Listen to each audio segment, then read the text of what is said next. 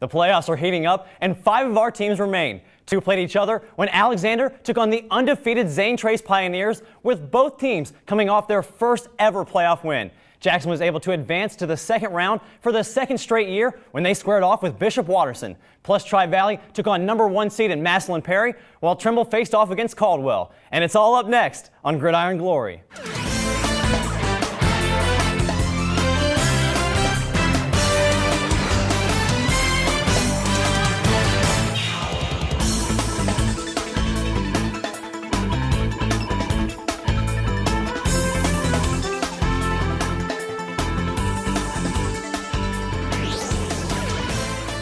It's the second round of the playoffs, and we've got a lot of ground to cover. I'm your host, Justin Holbrook.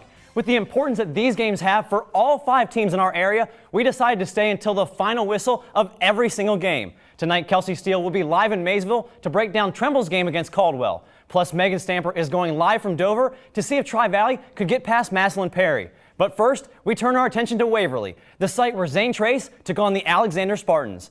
Now, before we get to that game, Josh Vermillion was in Chillicothe for Jackson's battle with Bishop Watterson. Josh, you made the short drive over to Waverly after the game, and he joins us live now. And after the luck that Jackson had, lack thereof luck, tonight they look to turn around after losing last year.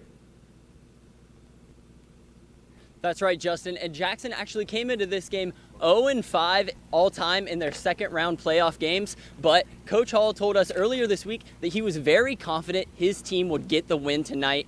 But, you know, this game, it did not start out very quickly. Neither team scored in the first quarter. So we're going to jump right into the second quarter. And after a very long 8-minute drive from Jackson, Raymond Potter punches it in from 2 yards out, 7-0 Jackson. And that Jackson defense was absolutely dominant all night long. And here they're going to wrap up Steven Marcos for a 9-yard loss, giving Jackson the ball back, and Hunter Sexton, he's going to take it himself. He's going to break a couple of tackles, juke to the outside, and pick up 24 yards, but that drive would stall, giving Bishop Watterson the ball back with 2 minutes left to go in the half. And after Marcos, he fumbles the snap, but he escapes to the outside and picks up 8 yards on 3rd and 4 to keep the drive alive. But he's looking deep on the very next play, and but Blake McCoy, he is going to outleap the taller receiver and save that touchdown and the halftime lead for Jackson. So let's move right into the third quarter. Hunter Sexton on his very first pass of the night. The ball is going to be picked off,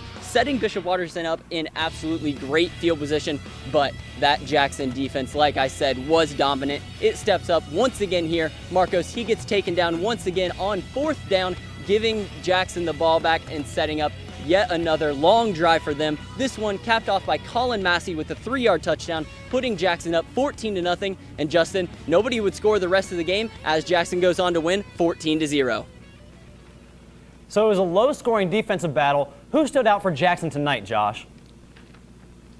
Well, one name, Raymond Potter. Not only was he getting bruising yards early on in the game, but he seemed to be in on every single play on the other side of the ball as well. As the middle linebacker, Potter's play influences the rest of the defense as well. He was reading Bishop Watterson's offense like a book and absolutely flying to the ball carriers. And once he got to the ball carriers, he was laying down some massive hits on them and making sure they did not get out of his arms.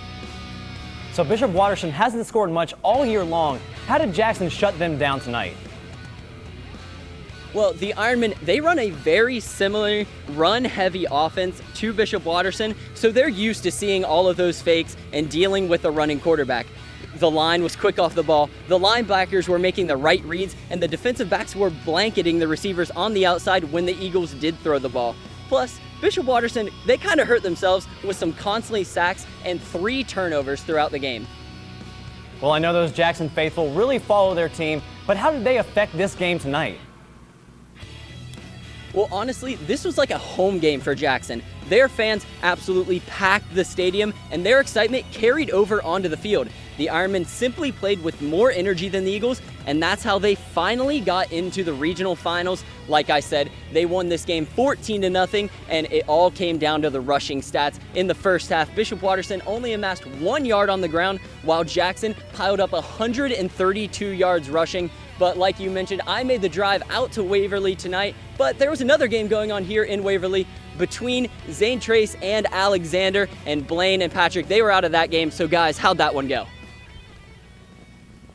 Well, thanks a lot, Josh. And, Patrick and I, we were out here. We're just trying to stay warm out here tonight. And, hey, both Zane Trace and Alexander, they've never been this far into November, so they're not really used to the cold either. So, Patrick, on paper, these two teams, they look pretty similar. Oh, yeah, these are rugged teams, ground and pound offenses with really strong defenses that they rely on. And in a game that seemed as close as this one could be, Coach Penrod told me earlier this week that the key to this game would be limiting their turnovers and limiting Zane Trace's big plays.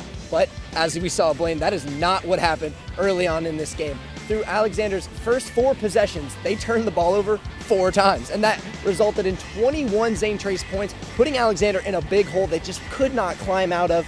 Let me hit you the stat real quick, Blaine. Through 8 possessions in the first half, Alexander turned the ball over 6 times. You're just not going to win like that. You got to credit the Pioneers defense in this one, but also just a lot of sloppy play going on for the Alexander offense. Just pretty careless play. They finished the game with 7 turnovers on the night, and that really was the reason that they fell in this one, 34-21. And things went from bad to worse when Mason Chapman came up a little bit hobbled on defense with 6 minutes and 50 seconds left in that first quarter. And Coach Penrod told me after the game, he just was not having the effect that he normally does. Not 100% in this game. He was held under 100 rushing yards by Zane Trace's defense, and that's just not something that we're used to seeing out of a guy like Mason Chapman. But, even though his production wasn't there in this one, his leadership skills were clearly on display. I heard him all night at that middle linebacker position, screaming and yelling at his teammates. So, he was definitely an influential player for them this week, but it's just not what they were looking for going in this game. And it's worth noting that they won the second half, 21-6, played very well. But, in a game like this, as you well know, it's about how you play in all 4 quarters. And for most of this game, Zane Trace dominated. I mean, definitely. It's a playoff game, so you really have to come out on fire, and that's exactly what Zane Trace did. I mean, before the game, I looked into Truman Love's eyes. I got a little scared, Patrick. I mean, these guys, they were really coming out on fire. So here's the story of the night, though. Austin Harris, he was quarterback. He was moved to the quarterback position at the beginning of the season. And then after Joel Dunkel, he was actually out to injury. But tonight, though, the tables kind of turned. Harris, he went out with an ankle injury himself midway through the first. Now, Dunkel, he then went into his old quarterback position. And Dunkel, he's been in a rushing slot ever since returning from his injury. So Dunkel, you could really just see a ton of athleticism out of this guy tonight. He had 21 carries for 113 yards. And really, this is just one story that just shows that this Zane Trace team, there's a lot of depth to these guys, Patrick. Yeah, and that that's where Alexander really struggles in this game. When they're down 21-0, they just don't have a pocket passer back there that's going to lead them back like the Pioneers do. Exactly. I mean, Zane Trace, they really just push through adversity. They've been doing that this whole season. And hey, that's why they're undefeated. That's why they're moving on. And hey, it is important that you know that I did talk with Zane Trace's trainer, and she says that Austin Harris, he should be back in next week. So it's good to see that it's not a season-long injury. Yeah, you definitely don't want to see these kids out in the postseason for very long. But, despite this loss, Coach Penrod told me that, after the game, that he's very proud of his team for how they played all season long, and that this was the kind of season that the community in Albany deserved. But Blaine, ultimately, Zane Trace gets the win, and they're going to be advancing next week. Definitely. And hey, hats off to Alexander. Zane Trace, they are going to be moving on to Wheelersburg. But hey, Justin, back to you in the warm studio. I hope you're staying warm in there. Oh, I definitely am, guys. There you have it. Zane Trace moves on, and despite that loss, Alexander was the class of the TVC Ohio this season.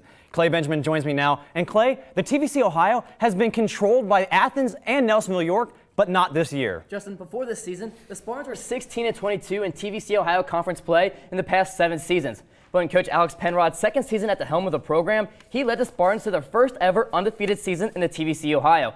And besides becoming a new father, that's something he's the most proud of. That's what makes me most extremely proud of this team is to be able to go undefeated in the TVC Ohio with so many great coaches and so many teams, and the talent was extremely high, and it's just been tremendous for our community, and it's been awesome. If there's anything that this year taught us, you've got to bring your A game every game, because anybody can beat anybody. Hit the nail on the head. The TVC Ohio is now a gauntlet for all of its teams. This season alone, Megs beat River Valley, the Raiders beat Athens, and for the first time since joining the conference, and the Bulldogs, led by Zakiah Saltzman, beat the Marauders back in Week 7. Justin, with the emergence of Alexander, River Valley, Meigs, and Wellston, no one is safe in TVC Ohio play. Well, Clay, it was a tough season for the Buckeyes to say the least. What's the program looking like moving forward? Justin, a lot happened in Nelsonville this season. The Buckeyes finished with a 1-9 record and winless in the TVC Ohio for the first time in school history. The next thing for the Buckeyes is finding a coach that can bring stability back to the program. As for on the field, the Buckeyes were plagued by injuries all season. Alex Mount missed the last 5 games, Noah Andrews missed the last game, and Hunter Edwards was hurt during the first half against Athens and did not return to that game. However, there is good news for Buckeyes faithful. The trio of Mount, Andrews, and Edwards will return next season along with Aaron Davis, Chris Cook, and Colt Yinger, and they will make sure that next coach's job is a lot easier. And the Athens Bulldogs were the reigning champs coming into this season. But after graduating that dominant senior class from a year ago, the Bulldogs, they still had a pretty successful year. You're exactly right. Coming into the year, they had the tough challenge of filling the shoes of last year's dominant senior class. After a 1-3 start, the Bulldogs, led by GG Player of the Year candidate Zacchaeus Saltzman, finished the season at 6-4 and were in the hunt for the TVC Ohio Trophy. They did lose some key seniors to graduation this year, but the Bulldogs have their offensive line returning next year, and Brendan Saina will be back under center to lead the Bulldog offense. Well, Clay, Meigs and River Valley seem to come out of nowhere this year. Can we expect them to continue that success? Oh, for sure. With coaches like Mike Bartram and Jared Sparling leading these programs, these teams will be competitive for seasons to come. And Coach Sparling told me this week that all these teams will lose players to graduation, but they're not restocking. Justin, they're just reloading. Well, it was definitely a great season in TVC Ohio. Clay, thanks for everything. Now, with us revealing Player and Coach of the Year on next week's show, now is the best time to tweet at us with who should be the winners this season. You can also tweet at me, gghost_Justin, and tell me what made this year one to remember for your team by using the hashtag #GloryDays. Over on Facebook, you can join over 4,700 other high school football fans by liking Gridiron Glory for stories and pictures you can't find anywhere else. And I can't forget about the best 2 Snapchats of the night that are coming up later in the show. TriValley and Perry both had dominant wins in the opening round of the playoffs, but TriValley has lost in the second round in the last 2 years. Megan Stamper now joins us live from Dover High School. Megan, was TriValley finally able to get over the hump and go to the regional final?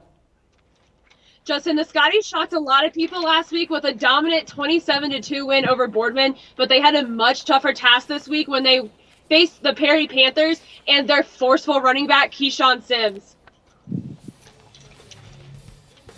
And the Panthers fans had a lot to be fired up about, fans and cheerleaders and mascots alike. And the Panthers got the scoring started early with Tevion Cleveland here.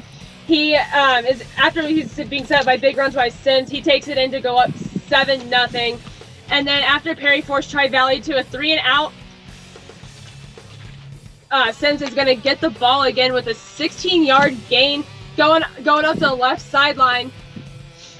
And that is early on in the second quarter. He already had 82 yards at that point. And Max Baker is going to keep it on this QB keep, getting 18 yards of his own to set up 2 plays later.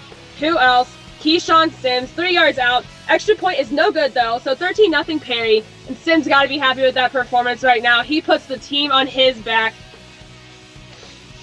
And Cody Collins trying to get something going for TriValley with an 11-yard rush here when the Scotties get the ball back. TriValley's first down is right there with 8:55 left in the first half. And Sims again with a 35-yard rush up the right sideline to set himself up for a 5-yard touchdown later in that drive. That would set the Panthers up 19-0. And Cody Collins, once TriValley gets the ball back, he gets the Scotties' second first down. And it's already late in the third quarter, so clearly nothing going on offense until here they get their first score by Grant Nalder. So now it is 40-7. And TriValley did score again, but they went on to lose 40-14. But here Perry goes again. They're not going to stop that scoring train. And like I said, TriValley emotions were high after this loss. Yeah, TriValley's emotions were high after this loss. And they, for the 3rd straight year in a row, they go out in the second round of the playoffs. So Megan, both teams started out slow. Why wasn't TriValley able to keep up with Perry? You know, TriValley started out strong defensively, holding the Panthers to a 3-and-out to start the game. But they had problems containing Keyshawn Sims all night. Perry mainly runs the wing T offense, but they occasionally would line up in the Wildcat formation and Sims would run the ball, and they had problems handling that as well. And he ended up finishing with 349 yards on 31 carries and 4 touchdowns. There was just no stopping him. And TriValley, they did not work the clock at all either. They only held the ball for 7 minutes and 47 seconds compared to 17 minutes and 13 seconds of Perry in the first half. Well, Megan, how did penalties affect the Scotties in this game? And TriValley had, one big penalty blow, and that was a holding call on a play that would have gone for a big chunkage otherwise and really changed the momentum of the game. And, Perry had some mistakes of their own too, but they were able to capitalize on theirs, and TriValley wasn't. So that was really the main difference in this game, just being able to capitalize on those mistakes and convert them into touchdowns rather than 3-and-outs or punts. So a disappointing end of the season for TriValley, but they do have a lot to be proud of. Megan, thanks a lot. Now, exactly 1 week from now, we'll be revealing our next Player of the Year. After tonight, there are only 4 more days to vote, with the polls closing on November 17th.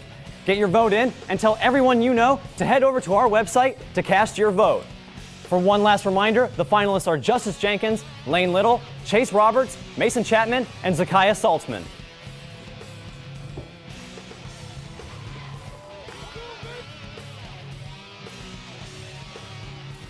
TriValley season may come to an end tonight. It may have come to an end tonight. However, this year marked their 5th straight conference title. NVL reporter Matt Cuddy got an inside look at this prestigious program. Yeah, impressive indeed, Justin. Words like domination, winning, and champions have become synonymous with this TriValley team. For the better part of a decade, the Scotties have run through the NVL with ease. Simply put, this team wins, and they win consistently, and there's no signs of them slowing down. 5 straight NVL titles and a conference winning streak dating back to 2010. The TriValley Scotties are one of the most storied programs in southeastern Ohio football. There's some competitiveness that we have within our program that I don't know if it exists everywhere, but our kids are competitive. They want to win, they want to compete, they want to win titles, and they want to do something that those before them haven't. Being a part of this successful tradition is something that current TriValley players enjoy, respect, and embrace. I mean, truly, it's a sense of pride, knowing that you're a part of something bigger than anything around here. It feels great, putting in the hard work every day and coming out and getting results from it. Coach Buttermore took over the reins 12 years ago, and since day one, he has stressed that the key to success is hard work and sacrifice. We've kind of carried that over to our own program, and we talk about how much you have to work in the off season, how well you have to practice during the week in order to earn every victory, in order to deserve victory every Friday night. And it is an attitude and system that needs everyone to be on board to see the full results. And, our kids have bought into it, our community has bought into it, and it's really been our mantra for really the better part of 12 years. Above all else, Coach Buttermore and the players agree that the closeness and selfless attitude of TriValley football is what sets this program apart from others. Definitely our bonding. There's not one kid that really sticks out, and we all play as a team. We play for each other. We play for the guy beside us. This team is pretty selfless. They play together, and I think each player is as happy when they score as if somebody else scores. And as a result, I think that's really been I think that's allowed us to become a much better team as the years moved on.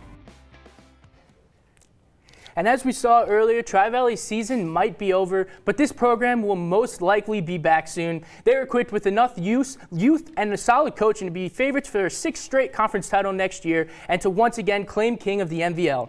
Well, man, I'm definitely excited to see them next year. As always, great work on the show. Now it's that time for our Snapchats of the week. It seems to be a reoccurring theme of taking a picture on the bus on the way to the game. Here we have the Jackson Ironmen focused on beating Watterson and redeeming their 10-point loss to DeSales in the regional semifinal last year.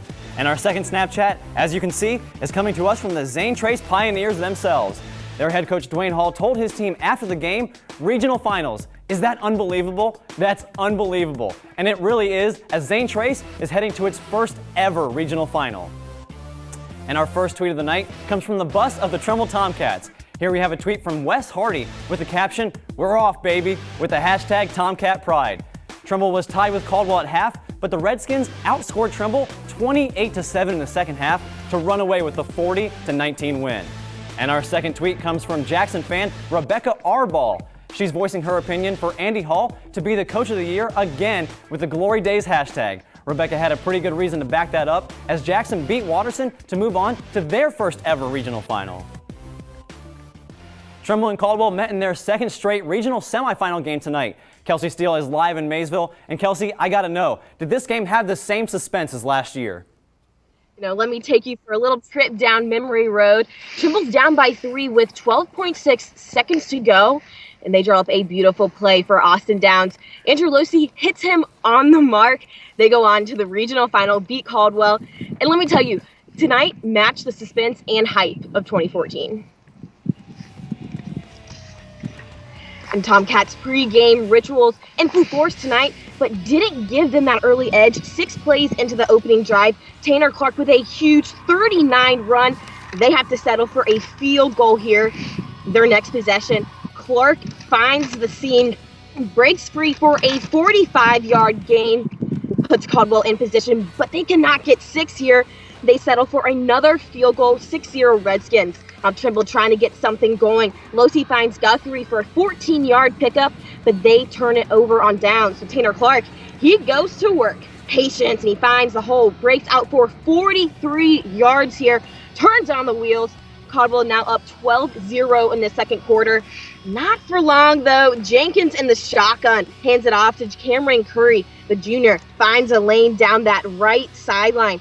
And just 2 plays later, Justice Jenkins gets the break he's been waiting for, not without that incredible blocking right there by Curry. Huge effort by that dynamic duo. Trimble is on the board. Now Tomcats take over on downs on Caldwell's 47, and Jenkins finds the hole, explodes for 42 yards, misses the end zone by just a yard. No worries, he picks up the TD 2 plays later, 12 all. And here's a familiar face from that state runner-up team, Jacob Coons in the house, showing his support. Third quarter now, Clark with the carry. He had 80 yards on this drive. Not to mention a 3-yard TD to put Caldwell up 19-12 here. Now Trimble, they're finally going to answer. Back-to-back touchdowns by Caldwell. Curry with this one. He shortens the gap 26-19 with just a little over 7 minutes to go. Wouldn't be enough to carry them into next week. Caldwell gets the revenge. Final score 40-19. Now Trimble 322 yards on the night. Caldwell 482 offensive yards. Let me tell you, Tanner Clark had 376 yards on the ground. What an incredible statement by that QB. Well, Kelsey, the Caldwell offense didn't have that much variety, but what worked well for them tonight? Tanner Clark is an absolute machine. He was punching it up the gut all night long, and in the end, that was a difference maker. Execution is key for this Caldwell offense, and they perform to perfection. In the future, especially next week against Danville, these teams are going to have to close out the middle. If they don't do that, Tanner Clark's a sure-in win. So what kind of legacy do these Trimble Tomcats leave the seniors, Kelsey? Now, this senior class has played more games than any team in Trimble history.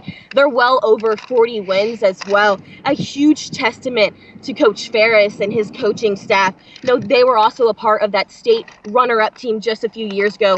Jonathan Roback and Justice Jenkins, 2 kids that actually played in that game. They have no reason to hang their head. They've accomplished so much these past 4 years in Trimble. What a way to end their career. I know it's not the way they wanted, but they should hold their heads up high. They've had a credible career. So, Kelsey, Danville is going to play Caldwell next week. What can we expect from that game? You're going to see another familiar face in Ridge Shaky Durbin. We saw a lot of him last week. Honestly, it's going to be the Ridge Durbin show against the Tanner Clark show. It's going to be all about the run game. I'm really excited to see who's going to go away with this one. So Trimble had their number last year, but this year Caldwell was the victor. Kelsey, thanks a lot, and try to stay warm out there. We've been talking a lot about Player of the Year, and quite a bit. And the other place to vote is on our website. Head over to woub.org/gridiron and scroll to the bottom of the page so you can cast your vote. Plus, you have one more week to catch our online host, Andrew Homan, break down next week's action over on our YouTube page. And if you can't make it to a TV for our last episode, you can still live stream the hour-long special by subscribing to the WOUB PBS page. And you always hear about our Player of the Year, but the man in the headset who deserves a lot of the credit, and Carly Bell, you're the one to tell us the most that those coaches are the true heroes in this game. Oh, absolutely, Justin. But why don't we at least start a little bit locally? Let's start with the TVC Ohio. Just last week, we talked about Alexander head coach Alex Penrod. He's been named a Coach of the Year finalist. He came into Albany in 2014 and turned a 1-9 team into a 5-5 squad. This year, he's surprised so many. They not only took the TVC Ohio title, but until tonight, they haven't lost a game since September, and they were also on a 6-game winning streak. They not only won games, they destroyed opponents. During the regular season, Alexander averaged 32 points a game and allowed only an average of 13. Another TVC Ohio coach on our radar is Jared Sparling from River Valley. He led the Raiders to 4 conference wins in just his second year. Not just that alone, River Valley was a 7-3 team, tying the amount of wins the football program has had the past 20 years. He's completely revamping River Valley. Justin. So it was a great year for River Valley, but let's shift gears. What about the TVC hockey? Well, there's no excuse why I wouldn't have the creator of the motto, no excuses, for the Miller Falcons and Sean Bartley, turning a 1-9 team into a 6-4 team, starting off 4-0. He took last season's team and completely transformed them. The Falcons shocked many this season, and a lot of the credit is due to Coach Bartley. Now, Carly, how about Coach Hall? I got a different Coach Hall for you, Justin. And Dwayne Hall from Zane Trace, he came back after a 10-year hiatus, and look what he's done there. He made the Pioneers an undefeated squad, and now they're advancing even further in the playoffs, further in school history. He wanted this team to be physical and a force to be reckoned with, and he's absolutely accomplished that goal. And how about the MVL? I don't think you can include anyone except Justin Buttermore, Justin. He's made TriValley the top team in the MVL for the last 5 years. He's done this with 3 different quarterbacks and different weapons in his arsenal. Coach Buttermore can take any talent thrown his way and still takes that MVL title year in and year out. His consistency, it's just plain remarkable. So we've heard about all these coaches, but what about last year's Coach of the Year? You know, he's back on that finalist list, ladies and gentlemen. Coach Andy Hall of the Ironmen has found his niche in Jackson. Only 1 regular season loss in 2 years is already an impressive stat line. He also led Jackson to beat Logan 2 years in a row for that SEOAL title. Coach Hall has made Jackson a powerhouse for the future. Now, Justin, both Coach Halls out of Zane Trace and Jackson, they're still in the playoff run. Both are in uncharted territory, though, going into next week, going into their first ever regional finals game. Jackson will take on Zanesville, and Zane Trace will face Wheelersburg. I'm really excited to see that Zane Trace Wheelersburg game. We saw that score tonight, and I think Zane Trace may be able to pull out an upset. So between the 2 Coach Halls, which one is going to get a playoff win next week, or both of them? I'm going to probably say both of them. I really think Jackson is really going to come out strong. Hunter Sexton has led this team for the Ironmen all season long, and also Zane Trace. They are just absolutely dominant. A 10-year hiatus, and Coach Dwayne Hall comes back, turns it into an undefeated team. I don't think I've seen that ever happen down here. It's absolutely phenomenal, and I'm really excited to see what that game is. I think they're both going to take that regional final game, though. Well, Justin. Carly, you know a lot about Coach Buttermore. What does he mean to TriValley? He is the face and the spirit and the love of TriValley there, Justin. He is absolutely beloved up in Dresden. He is fantastic. 5 titles, 3 different quarterbacks, different running backs, different receivers. He had GG POY candidate last year in Brock Fargus, and he still was able to go this year. So another good year for TriValley. Carly, as always, thanks for the great work. So there you have it. In case you missed any of those names, here's the complete list for this season's Coach of the Year finalists. Tell us who you think deserves the award by tweeting at us and use the hashtag #GloryDays. And I mentioned it earlier, but for Player of the Year, it's worth saying twice. Voting ends at 11:59 on Tuesday, so get your vote in for who you want to see raising the Player of the Year trophy next week. And speaking of which, next Friday will be our last show of the season. But don't worry, because instead of our usual half hour, we'll be on for a full hour from 11:30 to 12:30. In the meantime, head over to our website for a preview of Zane Trace's game against Wheelersburg and Jackson's game next week against Zanesville. And keep those votes coming for Player of the Year. And remember, there's nothing better than Friday nights and Gridiron Glory.